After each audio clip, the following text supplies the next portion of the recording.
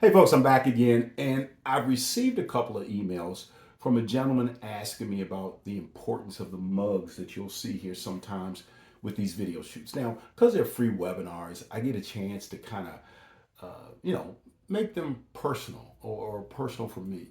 So I usually use one of three mugs, and I'll tell you why the mugs are important, just kind of as a personal thought. Um, I had the great honor of receiving an Army ROTC scholarship when I was a college student.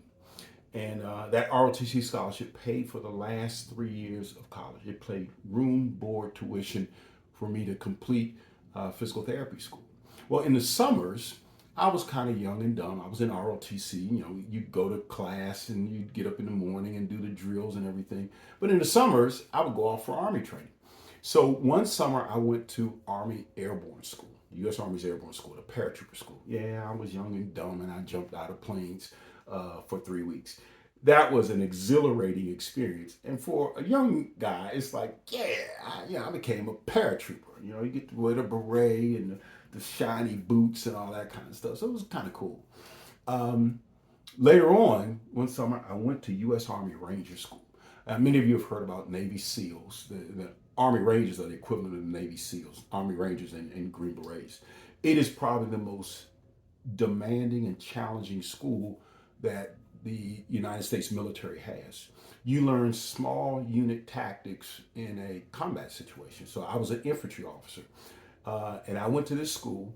It is 10 weeks of just the most demanding, challenging thing, and they basically break you down and build you back up. And after you walk out of Ranger School, you can walk through walls. That training, the airborne school, the officer training I went through, and the Ranger training, I still draw on that today.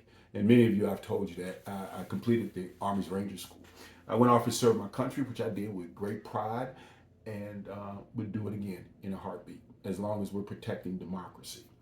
I am a proud graduate of Howard University. At that university, I learned so many things, just like any other university. But for me, Howard was always uh, the place. I had a great opportunity. I went back there after I graduated, got out of the Army, finished graduate school. I went back to the university and taught for a period of time. And I ran the sports medicine department there. That opened up so many doors to me. And I met some amazing professionals in the form of other therapists, faculty members, orthopedic surgeons, physicians at the University Hospital. It was my first chance to really build a sports medicine program and teach, and I've been doing that for the last 40 years now. So the university means a lot to me. I had three mentors there. A guy by the name of Kermit Gresham. Mr. Gresham was director of the physical therapy department, and he gave me a job while I was in PT school, and the experience was invaluable. When I finished PT school after being under his wing, working in the summers and on the weekends and around my schedule, um, I was head and shoulders above my fellow graduates because of the experience he gave me and what he allowed me to learn. I had another mentor, Dr. Vernon Bond. Dr. Bond at that time was a PhD level exercise physiologist, and at that point, when I was in school in the 80s, he was the only African American that had a PhD in exercise physiology. And folks, I hated Dr. Bond. I hated him. Every Friday, he would ask me, or no, he would direct me to read an article for Friday and write an abstract, and I had to present it before the class. I hated it. Guess what, folks? Some 40 years later, I write manuals. You can see some of the manuals up here, and it was based on that experience I got from him. And I had another mentor, Dr. Earl Duval. Dr. Duval taught a life saving and lifeguard class I took. And he helped me get a couple of part time jobs in the summer, but he always pushed me to be better. Um, I don't know if I got that someplace else. Now, my parents were always very much involved in my life. I had great respect for my mom and dad. They were just salt of the earth people, just top notch people. But these gentlemen I met at the university, and they pushed me to the next level. So, Howard University, I always put that mug up every once in a while. It means a lot to me. And then lastly, I got this. That's simple. If you look who it's from, I grew up in the church. As a kid, I went to Hemingway Memorial AME Church in Washington, D.C. And my first semester at Howard, before I got the scholarship from the Army, I won a scholarship from the church that paid for that first semester. If it was not for that scholarship the first semester, there would be no Dr. Michael Jones.